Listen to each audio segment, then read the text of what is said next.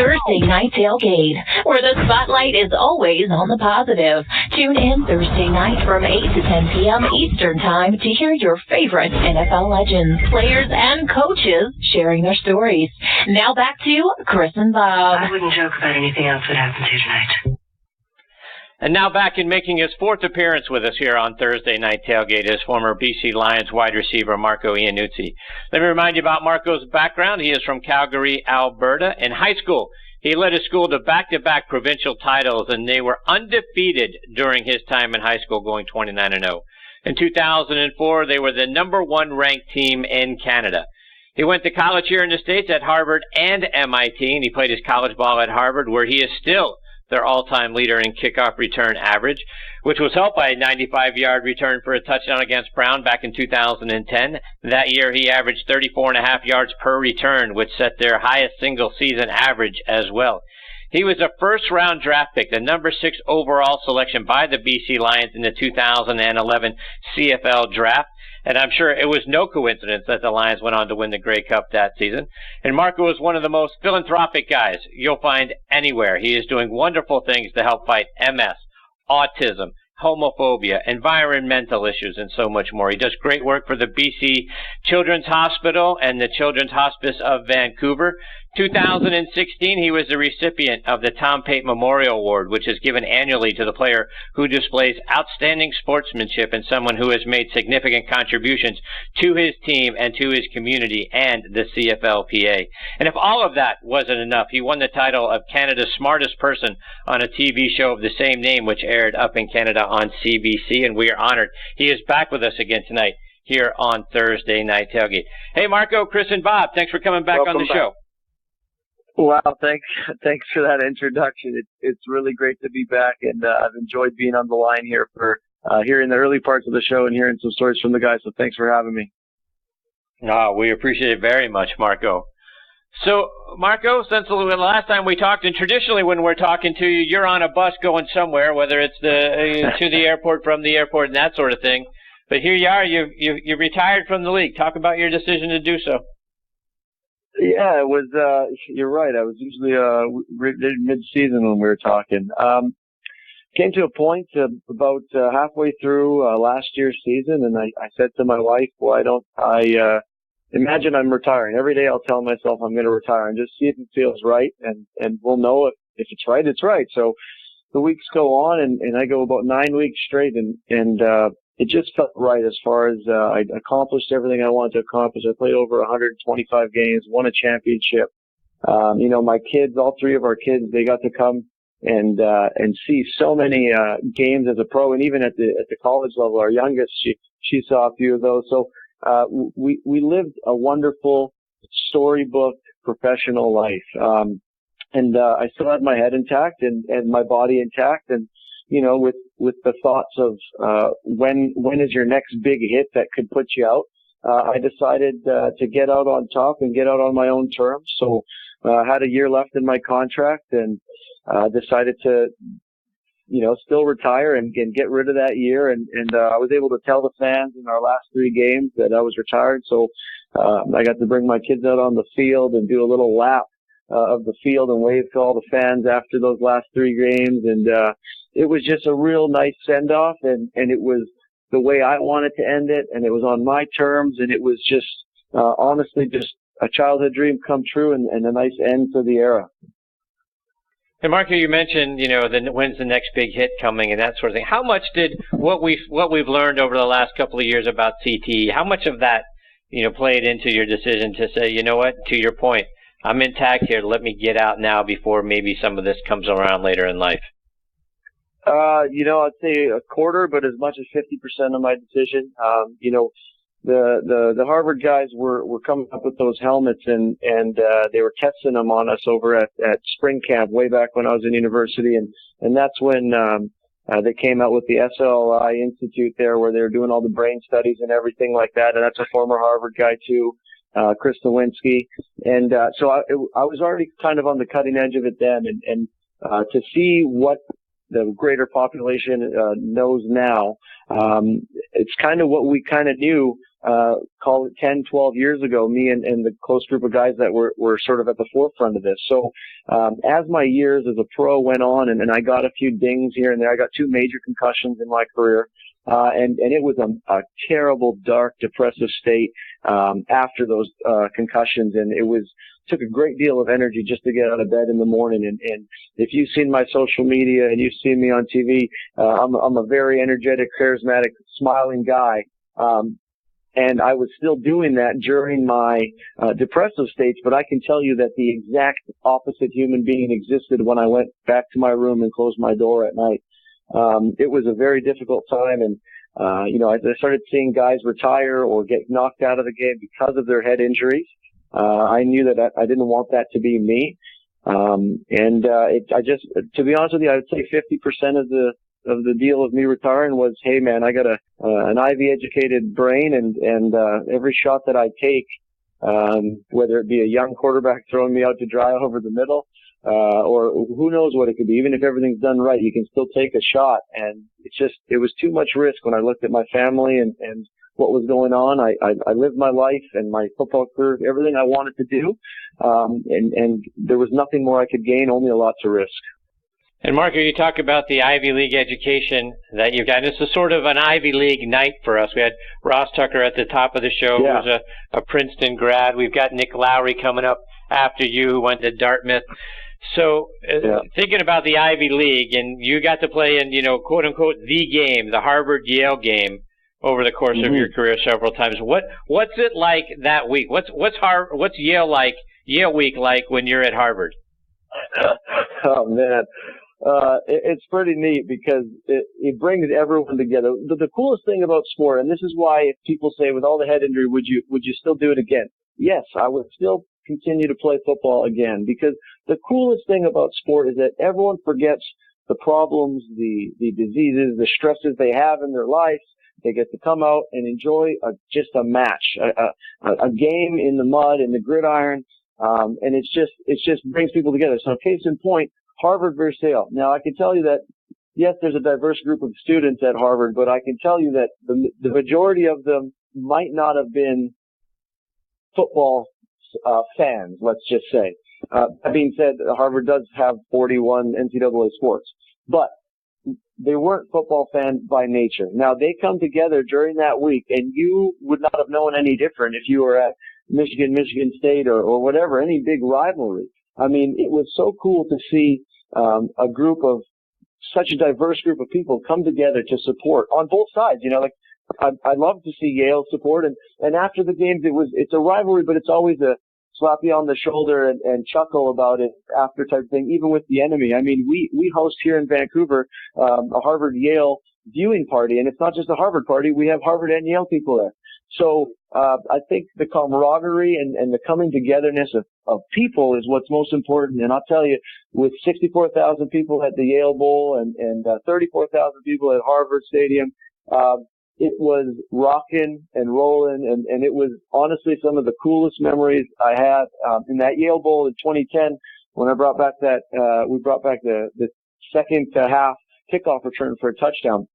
That, I can still, right now, as I tell you, I'm getting goosebumps because I can still remember the feeling of how loud the fans were, that my chest turned into like a subwoofer, and it was just reverberating with all the cheers. It was just a really, really neat feeling that I only felt a few other times in sport. And, Harvard Yale, it was fun. Bob, questions for Marco? Yeah, Marco, I watched that from the press box in 2010, and I'm getting goosebumps just thinking about it. So thanks for all those great memories. And when a guy retires like yourself, you're 31 years old, and you kept your body in shape for so long, Marco. I'm sure you still will. I'm just wondering, what does a guy do fitness-wise from this part out? At least you won't have to worry about getting hit in the head, hopefully. Yeah, that's actually been a big thing for me for the past 8 months. So for 3 months after I retired, from December to, February, I didn't lift a single weight. And my production in life as general sense went down. I was less energetic. I was less happy. I was almost in a depressive funk, and it had nothing to do with missing football because I was so happy to be relieved from the stress of potentially being hurt from football. It was solely the fact that I was used to working out, at least running or working out in some way every other day for the better part of 20 years. And I stopped that for the longest period. I'd never done it for more than a week, stopped that. And I did, and it was terrible. So as soon as I got back into a routine of working out again, and we just built a little home gym at the house, nothing fancy. I got a squat rack and a few dumbbells laying around, and some TRX band type thing. You don't need to have anything complicated at all. You build yourself a home gym for $500, $1,000 if you want to get real fancy.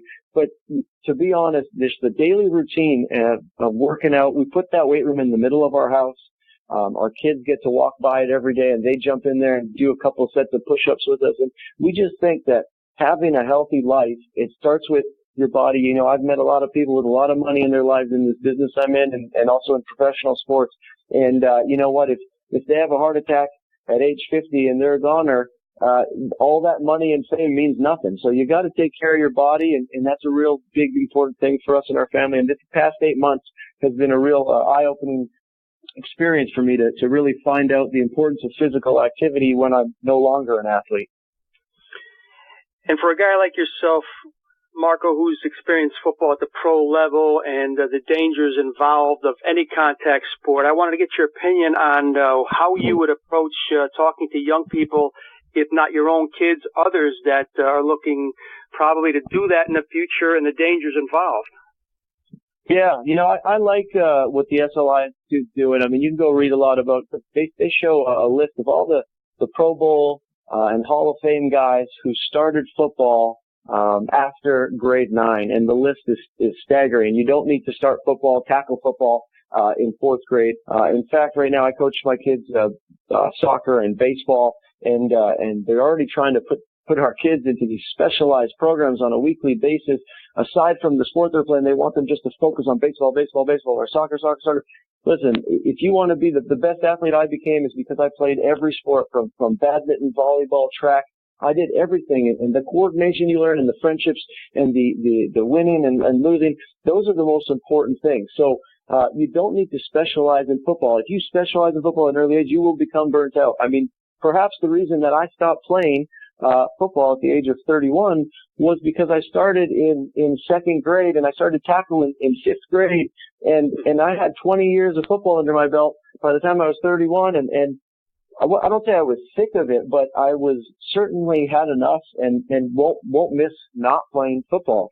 I'll tell you, I really think that you can enjoy the game, and you're going to learn a lot from the game starting even in 9th grade. And you're not going to be behind. People say, oh, if I don't start early, when I get to 9th grade, I'm going to get smoked because all these other kids have a few years ahead of me.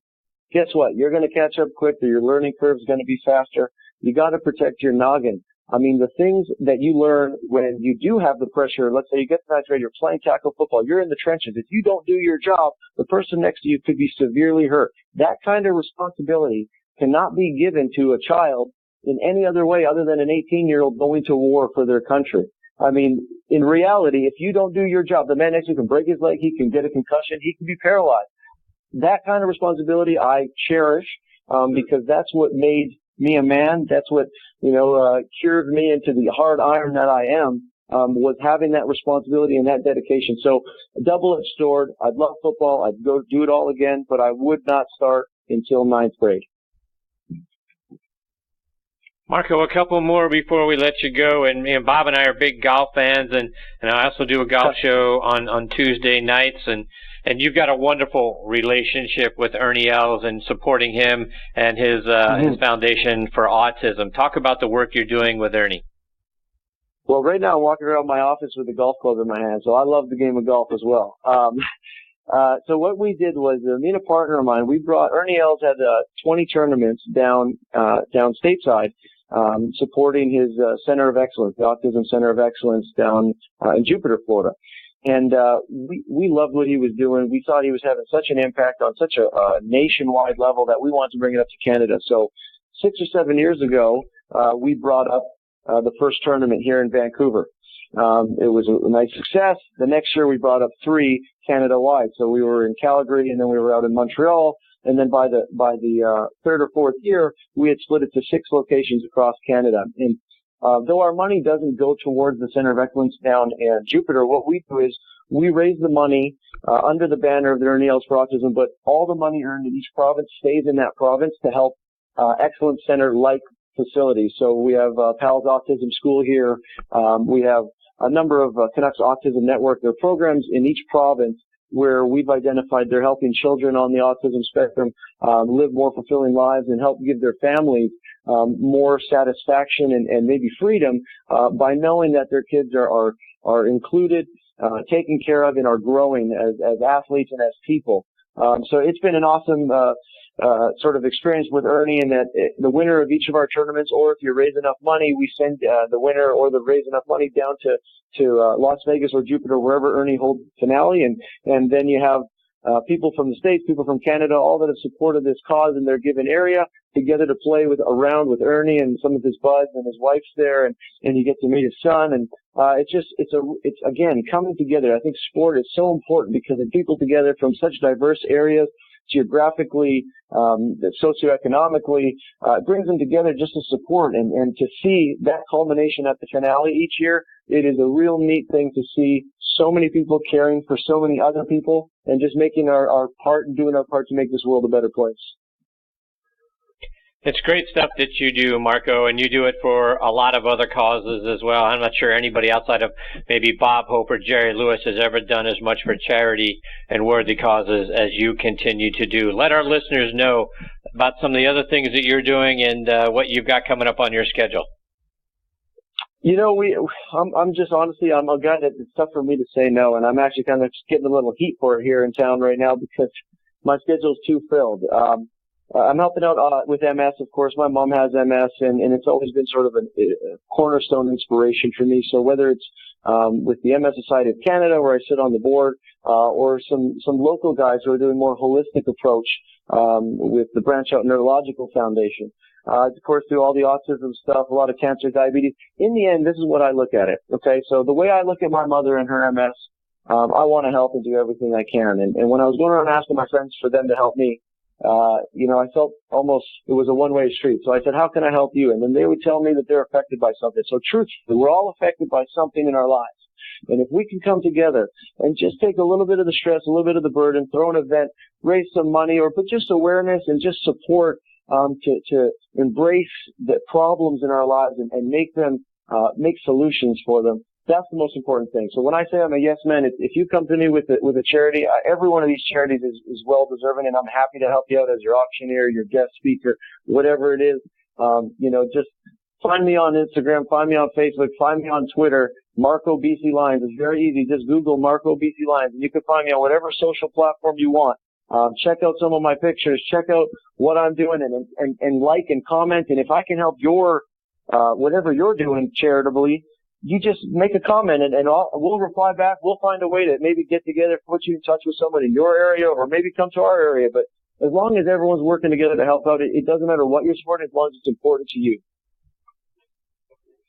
Marco, that's tremendous, and you're a tremendous individual, and we can't thank you enough for the number of times you've come in on the show, and you continue to come back and be generous with your time, and for all the wonderful things you're doing just across different charities, just for the human race. You're an amazing individual, and you're very important to us, and we can't thank you enough for your time again tonight. Thank you guys so much. It is a true pleasure to be amongst these amazing guests, even these other Ivy League guys that I don't know why you're having them on the show, like Nick Laurie coming up. I mean, he's a bud of mine, but I can tell you we've had a few Ivy League arguments between the two of us. No doubt you have. Marco, take care. All the best to you and your family. We look forward to the opportunity, hopefully, to catch up with you again real soon. Stay well, Marco. All right, thanks a lot, guys. Cheers. Take care now. Yeah. That is the great Marco Iannuzzi. And Bob, like I said, I don't think anyone outside of Bob Hope or Jerry Lewis has done as much for charity than Marco has. He's a wonderful person. He's extremely intelligent and so giving with his time. And every one of the things that he does is for an important cause, and he continues to do it year after year. And we are so privileged to have him as part of the show. You see how receptive he is to helping everyone, Chris, and that Pate Memorial Award is not given to just the faint of heart. He's a man that has a lot of energy and passion for what he does, and we're just happy he made some time for us tonight. Yeah, and hopefully, like I say, maybe we can get him on the golf side to talk a little bit about golf and the work that he continues to do for Ernie and so many other charities, and then get him back over here on the football side once we get a little further into the season. But a great guy.